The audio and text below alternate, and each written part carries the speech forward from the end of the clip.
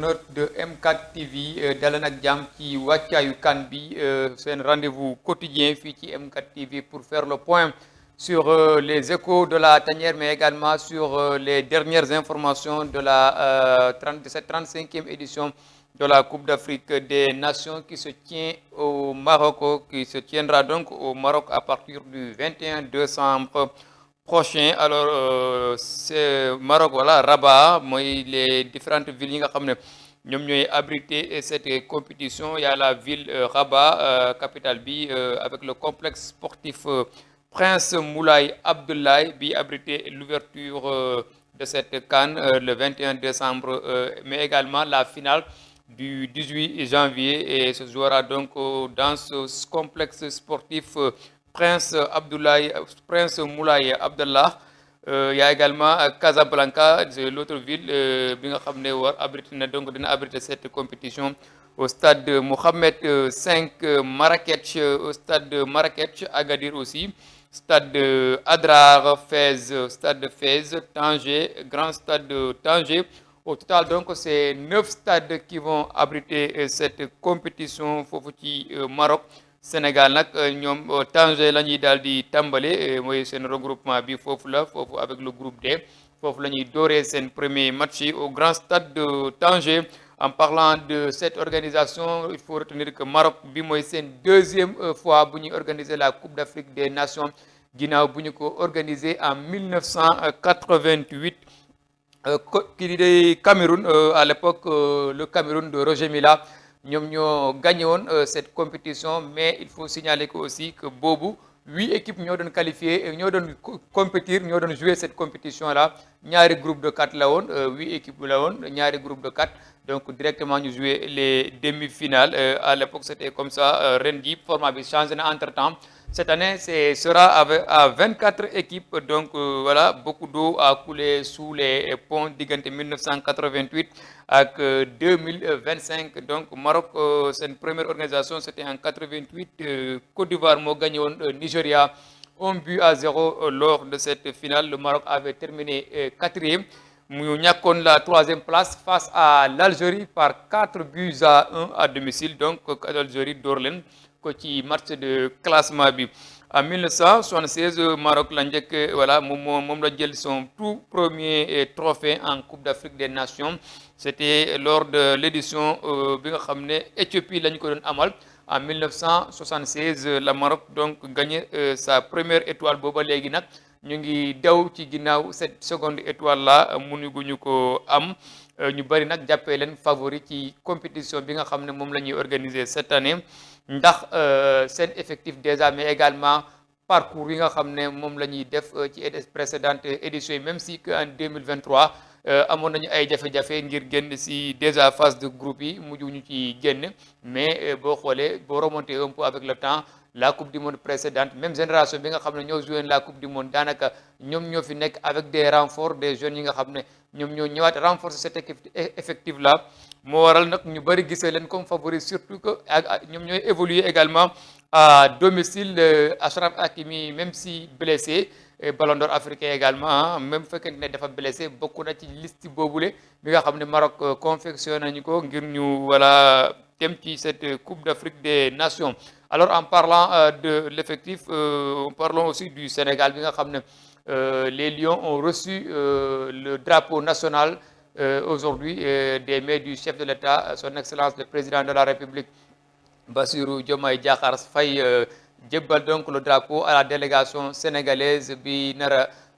dem fale ci Maroc à Tanger à partir de demain vendredi. Laata loolu dañuy daal di def benn séance d'entraînement tàggatoo fale ci stade de Léopold Sédar Senghor suba la incha allah jeudi ci stade de Léopold Sédar Senghor, une séance ouverte à tous les supporters. Képp ki nga xam ne bëgg nga dem accompagner les Lions, supporter leen, saafante ak ñoom, voilà, jël rendez-vous avec les Lions avant cette compétition là. Demain donc ñu ngi leen di woo foofu ci stade de Léopold Sédar Senghor à partir de 17h30 pour quand même un au revoir entre les supporters et l'équipe qui va s'envoler vendredi à Tanger, ki nga xam ne moom mooy servir de tanière à l'équipe nationale du Sénégal bi nga xam ne ñu ngi leen di xaarandi également ñu bokk ci favori yi ci compétition boobule parce que déjà ñoo nekkoon champion d'Afrique en 2022 en 2023 ñu ñëw ñoom it ñu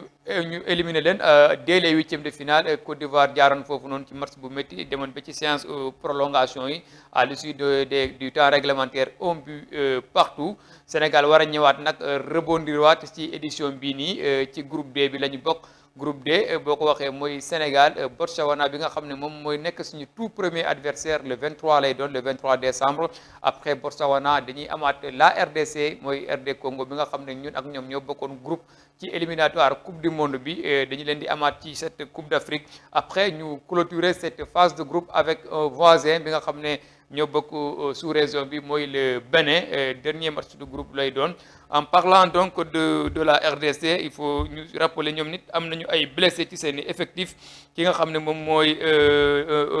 Gaël Kakuta la ñu daal di woo ngir mu remplacer ki nga xam ne moom mooy Mario Stroenkens blessé donc ci match passé ñoom it donc Gaël Kakuta nekk joueur bi nga xam ne mu ngi commencé di évoluer sous les couleurs de la RDC depuis 2017 avec 27 sélections moom la ñu daal di woowaat ngir ñu remplacer ki nga xam ne moom mooy Mario Stroenkens blessé donc forfait pour cette Coupe d'Afrique des Nations. La RDC, je le rappelle, c'est le deuxième adversaire du Sénégal dans cette Coupe d'Afrique des Nations. Parlant de cette CAN, il faut aussi rappeler que yenn club yi nga xam ne foofu la joueurs yi di bàyyeekoo y a eu des clubs yoo xam ne quand même dañuy am ay joueurs yu bëree dañuy jóge ci seen club yi dem wutali seen sélection nationale parce qu'ils sont tout simplement retenus pour cette Coupe d'Afrique. Les trois championnats les plus représentés donc dans cette Coupe d'Afrique des Nations, c'est la Ligue 1 McDonald's mooy championnat France avec 50 joueurs yoo xam ne foofu dañuy bàyyi ko ci championnat boobu noonu ñëw wutali Coupe d'Afrique des Nations. Après la Premier League moo ci topp avec 32 joueurs yoo xam ne dañuy quitter donc cette compétition en attendant wala dañuy quitter la Premier League ngir mën a jublu fële ci Maroc représenter seeni nations dans cette 35e édition de la Coupe d'Afrique des Nations. Après Égypte mooy ñëw en troisième position D1 égyptienne mi nga xam ne ñoom it ils auront 31 joueurs yoo xam ne dañuy quitter provisoirement leur club pour rejoindre leurs équipes nationales afin de participer donc à cette 35e édition de Coupe d'Afrique des Nations. Xam ngeen ne Égypte déjà la majorité de leurs joueurs yoo xam ne sont composés de joueurs du championnat local ils sont issus du championnat égyptien ñu bëri donc c'est des joueurs locaux yoo xam ne ñu ngi évoluer dans le championnat égyptien. Il y a également l'Afrique du Sud ñoom itam la plupart de leurs joueurs ñu ngi évoluer dans le championnat sud-africain, c'est des joueurs locaux. Maroc également am na si donc il y a des champions surtout en Afrique ñoom ñi nga xam ne seen championnats yi dañoo daal di évoluer la majeure partie donc de leurs joueurs sont des joueurs locaux bi évoluer dans leurs différents championnats. Alors ñu jeexale rek avec le Sénégal aussi bi nga xam ne ba léegi avec la blessure voilà bi nga xam ne c'est déjà désormais officiel le forfait d'Ilay Camara ki nga xam ne moom mooy Mamadou Lamine Camara di évoluer fële ci Maroc ci club bu ñuy wax RS Berkane moom moo ko daal di remplacer en sélection un latéral droit qui s'est blessé donc remplacé par un milieu défensif Mamadou Lamine Camara qui évolue à l'US Berkane. Il a déjà rejoint ses coéquipiers et puis il s'entraîne régulièrement donc avec l'effectif bi nga xam ne moom moo nekk en place. li ñu mën a wax rek mooy que fii suba incha allah ki nga xam ne moom mooy Ibrahima Baldé nekk joueur sénégalais buy évoluer fale ci Paris Saint-Germain moom kese daanaka moom mooy des ci effectif bi ndax moom clubam Paris Saint-Germain tey jii lay football final intercontinental digganteem ak Flamengo. Après ce match le jeune Ibrahima Mbaye dina daal di ñëwaat rejoindre l'équipe nationale du Sénégal. Il y a aussi Mamadou Sarr ak ki nga xam ne moom mooy Assane Diao, surtout Assane Diao toujours incertain même si jusque-là pas encore de communiqué officiel de la Fédération sénégalaise de football pour wax ñu naka la mbir mi demee sur ces deux blessures yi nga xam ne tey jii moo tenir l'opinion en haleine mooy la blessure de Mamadou Sarr mais également celle de Assane Diao. Jusque-là kenn waxul ci ñoom lu leer est-ce qu'ils seront forfaits. On attend donc le communiqué officiel de la Fédération sénégalaise de football par rapport donc à ces de blessure mbokk yi li moo nekkoon les échos de la tanière les informations phares yi nga xam ne moom la ñu leen bëggoon jottali ci wàccaayu CAN bi rendez-vous demain incha allah pour un autre numéro de wàccaayu CAN bi d'ici là les préparatifs continuent et puis tous derrière les Lions demain incha allah au stade Léopold Sédar Senghor pour accompagner l'équipe pour pousser l'équipe booster l'accompagner mais surtout prier pour que cette seconde étoile voilà ñu indi ko fii ci Sénégal mu nekk loo xam ne lu rëy lay doon lu historique lay doon merci beaucoup jaa ngeen jëf à demain incha allah